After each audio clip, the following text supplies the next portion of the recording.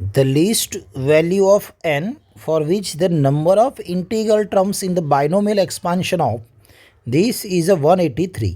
Okay तो question में हमें जो स्मॉल n है उसकी लिस्ट मतलब मिनिमम वैल्यू निकालनी है, जिससे क्या हो, ये जो बाइनोमियल ये जो टर्म था उसका जो सिंप्लीफिकेशन होगा, वो सिंप्लीफिकेशन में नंबर ऑफ इंटीग्रल टर्म्स कितने हो भाई, 183 हो। तो नंबर ऑफ इंटीग्रल टर्म्स 183 हो उस टाइम एन की मिनिमम वैल्यू क्या हो सकती है वो हमें निकालना है।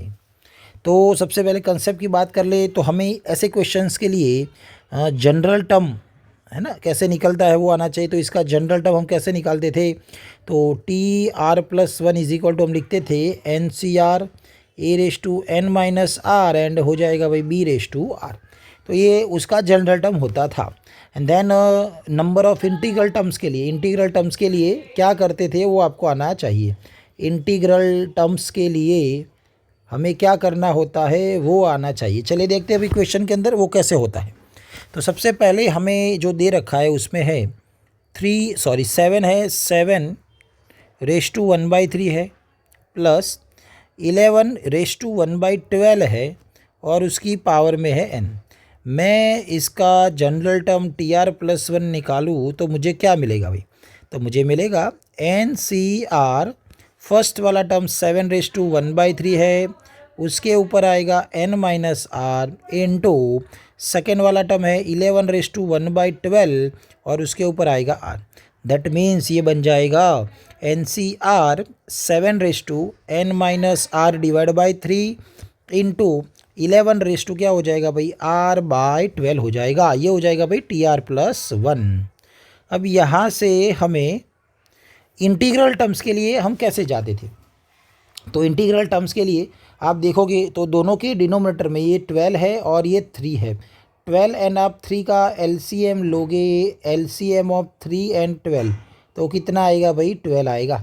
तो ये जो 12 आया है वो 12 आर की जगह पे होना चाहिए। मतलब आर बराबर आप क्या लिख सकते हो, 12 लिख सकते हो या तो 12 का मल्टीपल मतलब 12, 24, 36 ऐसे नंबर्स आप लोगे तब जाके आपका जो भी यहाँ पर एक्सपेंशन होगा उसमें आपको इंटीग्रल टर्म्स मिलेंगे। ओके तो आर की वैल्यू 12 का मल्टीपल हो या भी ज़ीरो भी ले सकते हैं, आगे ज़ीरो रखो तो भी चलेगा।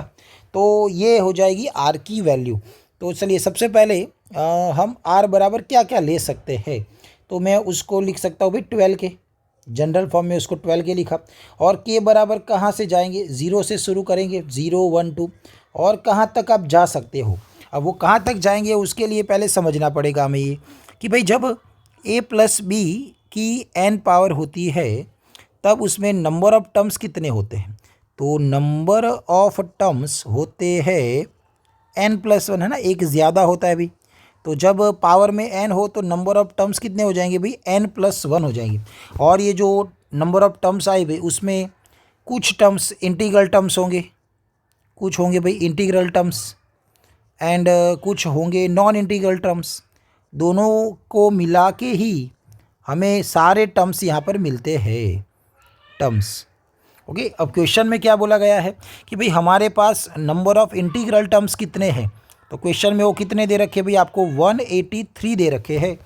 तो यहाँ पर हमें टोटल 183 टर्म्स लाने हो भाई, हमें यहाँ 183 टर्म्स लाने हो तो पावर में कितना रखना पड़ेगा, तो पावर में उससे कम मतलब 182 तक आप जा सकते हो।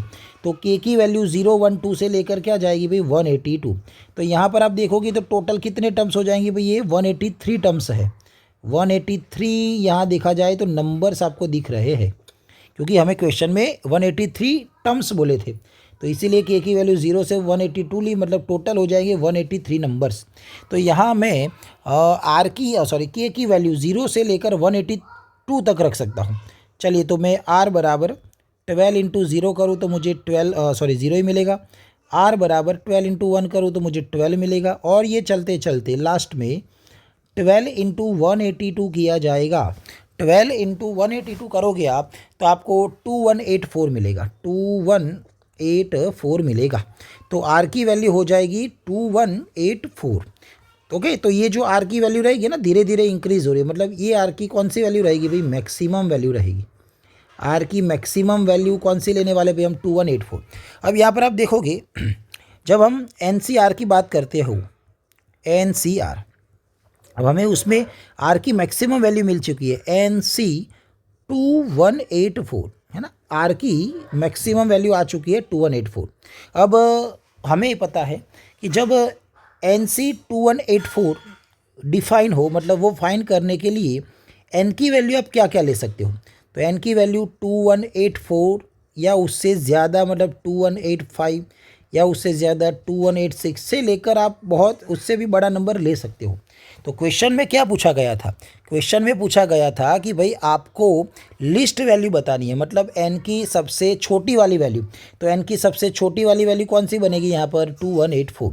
तो यहाँ यही आपका आंसर हो जाएगा, list value of N is equal to बनेगा 2184। ओके, तो जो आर आपका मैक्सिमम लेकर आता है वही नंबर के लिए एन आपका मिनिमम हो जाएगा, क्योंकि उससे बड़ा नंबर तो आप रख ही सकते हो, बट क्वेश्चन में मिनिमम बोला गया था, तो आपकी मिनिमम वैल्यू क्या हो जाएगी 2184। तो यही हो जाएगा हमारा आंसर, जो आपको यहाँ ऑप्शन नंबर 1 में दिख रहा है। Thank you.